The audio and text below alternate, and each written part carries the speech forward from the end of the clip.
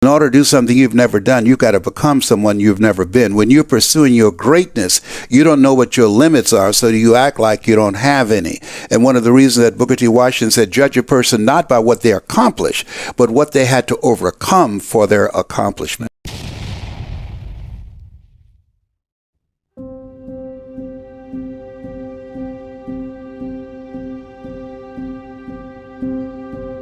This Les Brown that you now see, I had no idea that he existed. I was born in an abandoned building on the floor. I'm adopted.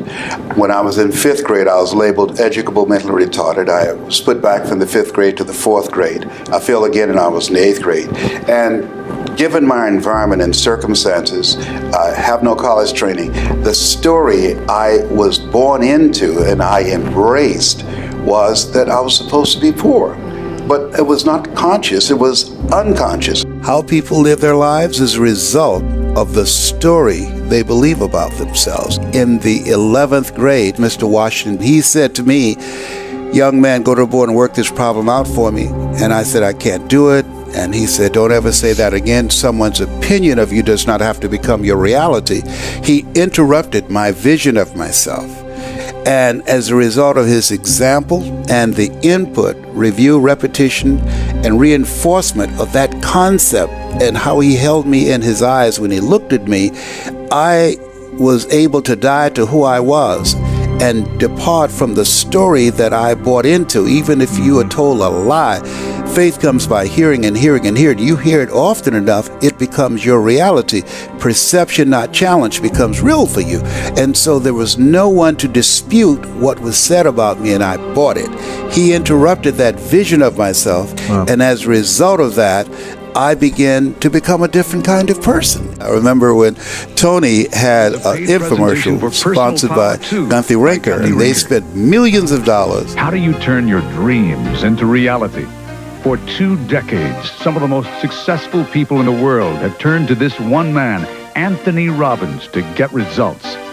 Using entertainment and education, his extraordinary teaching style has captivated millions of people across 61 countries, from Russia to Germany, England. And it was a blessing for me that they rejected me because I have the complexion of rejection. He has the complexion of connection. And so they said, oh, we don't believe a black guy can have appeal to the American public. I was so furious with that. Because of how I was rejected by Gunther Rinker and those guys, I said, I don't have millions of dollars, but I got a story. And what I'm going to do, I'm going to figure out how to transform audience. I'm going to figure out how to make myself stand out. I don't have the money to compete with them.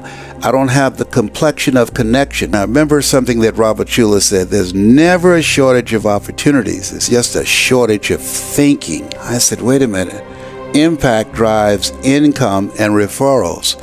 I'm going to focus on training and developing a method and technique to transform people's lives individually and collectively, as Mr. Washington did for me. We all have an energy signature. There are certain people, when I speak, I'm going to reach them. There's some people that will hear both of us, but there are some people, because of your energy signature, that when you speak, they will hear you not just in their ears, they're going to hear you in their heart. And as a result of them being in your presence and under the influence of your voice, when they leave your presence, you will inspire them. I had a guy he texted me the other day. He said, I was in a very dark place and I heard your voice and it brought me out into the light. Yeah. When I spoke in the Georgia Dome, I went to the bathroom 7 times. They knocked on the door. Brownie. I said, what is it? Come out, man.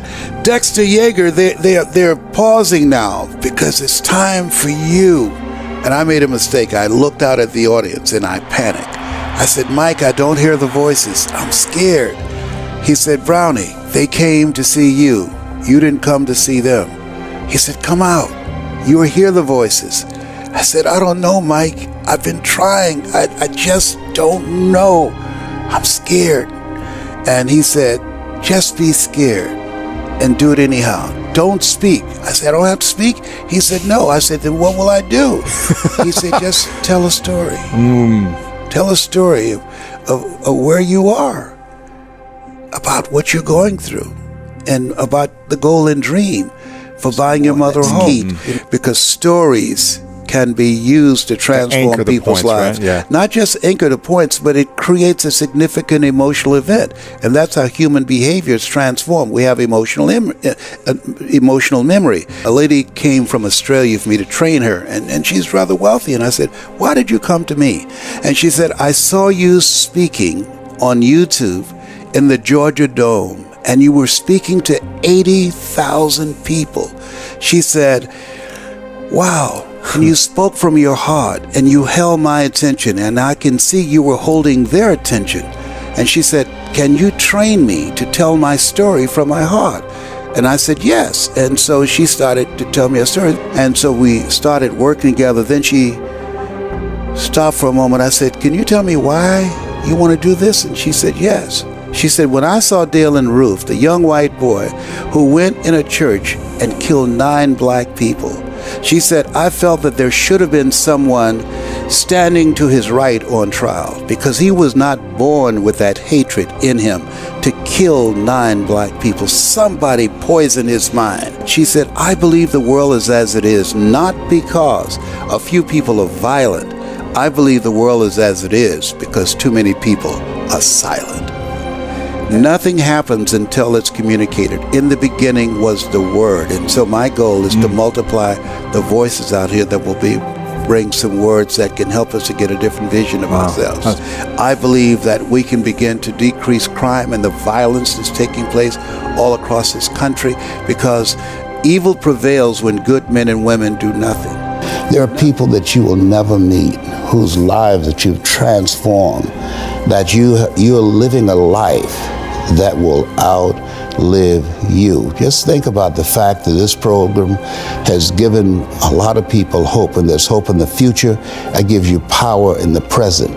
Every 40 seconds, someone commits suicide. But because of something you say or some guest that you've invited, and as they share their story, you interrupt that story of being hopeless and powerless and not wanting to be here anymore. And because they took the time to watch, you create an experience.